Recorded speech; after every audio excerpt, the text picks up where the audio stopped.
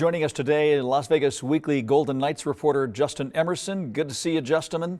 I mostly want to ask you about the new guy on the Vegas Golden Knights, Alex Pietrangelo. And being a St. Louis area native originally, I got to wonder, why did the Blues let him go? Well, that's, I think, a question that a lot of people had. Alex Pietrangelo was the captain of the St. Louis Blues. He led them to their first Stanley Cup. He'll forever be the first player to ever hold the Stanley Cup in St. Louis hockey history. So it was a bit of a surprise, the fact that they let him hit the open market. But when they did, the Golden Knights were ready. They had him in for a visit on the weekend that free agency opened, and they had him signed within a couple of days. So the Golden Knights' newest star is Alex Pietrangelo, former Blues captain, and he'll be in Vegas for at least 7 years. He signed a long-term contract with the Golden Knights. 7 years. So he's just the natural leader for the team. Will he be the captain, the new captain, or what? Oh, that's a good question. I would guess no.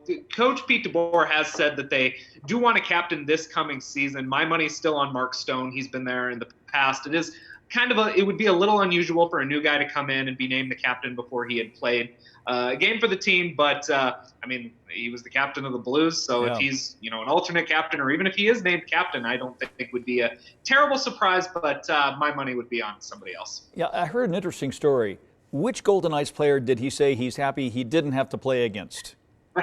So it was funny. I was talking to him just this week for a feature coming out in Las Vegas Weekly on Thursday, and that was a question I asked. I said, which player are you most happy that you don't have to play against? And immediately it was Ryan Reeves. I'm tired of playing Ryan Reeves. Every time we play, he's up in my face. He's bumping me. We're friends. They were teammates on the Blues. But he said, Reeves' job apparently was to get under my skin every time we played. And let me just say he did a good job, and I'm happy I don't have to go against him anymore.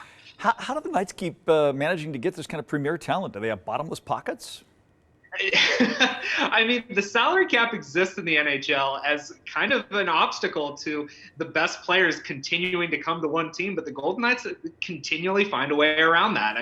It started at the expansion draft when they didn't have any salary cap concerns. They got Marc-Andre Fleury right away. James Neal, remember, was a really big name when he came here. And then within a year, they had Max Pacioretty come in and Paul Stastny, and then the Mark Stone trade, and then Robin Leonard trade a year later, and now it's Alex Pietrangelo. So all credit to the Golden Knights. They found a way to make the salary cap work and continue to bring in big name after big name, and Pietrangelo is just the latest.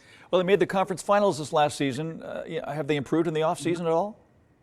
See, that's kind of the $1 million question, or the $8 million question, or whatever Pietrangelo's cap hit is.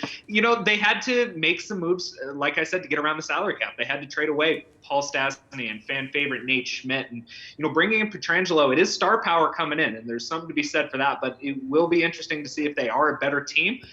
They have more high-end talent right now than they did the last time they played a hockey game, but maybe at the cost of a little bit of depth, and we'll see if that hurts them once the season gets going.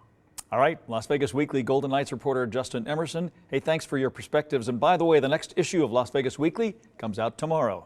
Thanks, Justin. Absolutely. Thanks for having me.